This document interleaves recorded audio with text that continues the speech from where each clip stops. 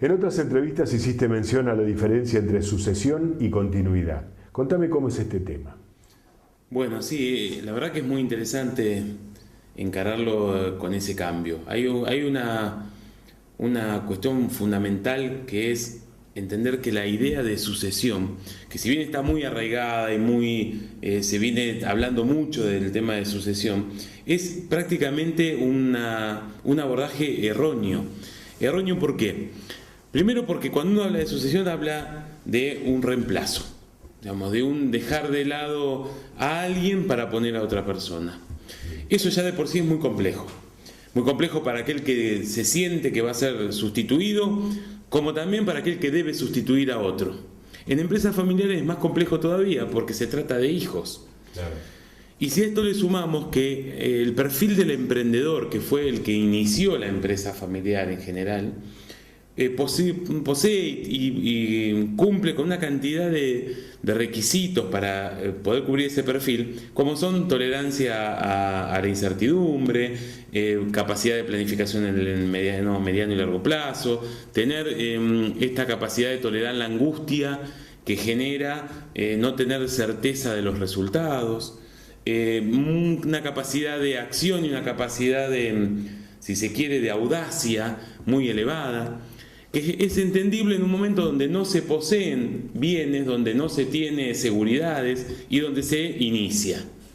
Ahora, los hijos no tienen las mismas condiciones iniciales.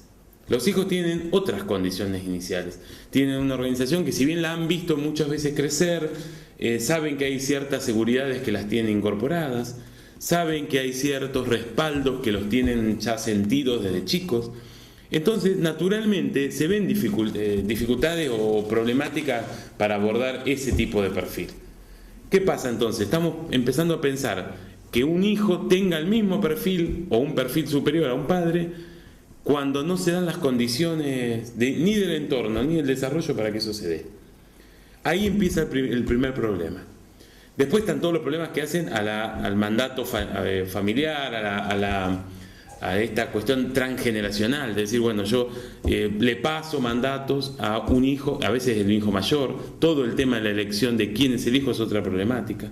Entonces nosotros, ante esas dificultades... También, ¿no es cierto? Sí. Porque cuando tenés, no sé, lo clásico, 2 hijos varones o 3 hijos varones, más o menos con el mismo nivel de capacitación, ¿a quién le pasás la responsabilidad? Sí, no siempre será el mayor. No, esa es una problemática muy fuerte, muy conflictiva, y lo mismo que aquellos hijos que están en la empresa o que tienen vocación de estar en la empresa y aquellos que no tienen vocación de estar en la empresa. Las diferencias entre los hijos, las diferencias pensadas a mediano y largo plazo, es una preocupación constante del fundador, decir, bueno, ¿y qué pasa con los hijos que no están? Pero al mismo tiempo a esos hijos se les dio una educación, posiblemente en carreras afines, y el otro, tal vez el que está dentro de la empresa, no la tuvo porque trabajó de chico. O sea, hay muchas variables a considerar. Nosotros hacemos un cambio ahí sustancial en esto, que es correr el foco del traspaso uno a uno en personas y poner el foco en el cambio de gestión. La gestión, vos lo sabés, es la que genera riqueza. Sí. O sea, la gestión genera riqueza. La propiedad puede generar un bien mejor si se invierte bien, pero lo que genera riqueza es la gestión, que son la toma de decisiones cotidianas, los rumbos, las definiciones políticas, el accionar cotidiano. Eso genera riqueza. Entonces nosotros lo que hacemos es centramos el análisis en intentar pensar un cambio de gestión, de uno a varios. Ese es el foco central en el cual nosotros nos posicionamos. ¿Cómo sería un proceso de continuidad en una empresa, en una pyme local? Bueno, a ver, es necesario ciertos requisitos. El primer requisito es que la conducción de esa organización se ponga en cuestión, se abra a que el tema de un futuro de la empresa empiece a aparecer hoy y que esa posibilidad empiece a preocupar hoy. Pero no basta con preocuparse, hay que poder trabajar sobre ese punto. Entonces, el primer factor clave es que uno lo vea y que quiera abordarlo. A veces proviene de la preocupación de los padres, a veces de los hijos, a veces de algún otro agente. Pero es fundamental que lo puedan ver y que se dispongan a aceptar que es un tema a tratar. El segundo factor es el tiempo disponible. Esto es muy interesante. Hay estudios realizados donde, según el tiempo de anticipación con el cual la empresa abordó esta problemática, es su éxito, su vinculación al éxito. Nosotros creemos que una pyme local, en un proceso de continuidad, no menos de 2 años le lleva hacer un proceso de cambio de gestión. El otro factor es, nosotros analizamos mucho las familias, las dinámicas familiares. Y esto tiene que ver con la idea de pensar una dinámica familiar funcional, mínimamente funcional. No estamos hablando de familias sanas, familias enfermas, sino familias que tienen ciertos códigos de funcionamiento en los cuales se puede decir las cosas, hay un afecto que une, hay una posibilidad mínima de escucha. Digo mínima porque aunque sea con mínimo alcanza, existe una posibilidad de modificar ciertas conductas. Entonces esos rasgos, más algunos otros, hablan de una familia mínimamente funcional. Eso permite hacer un abordaje de este tipo.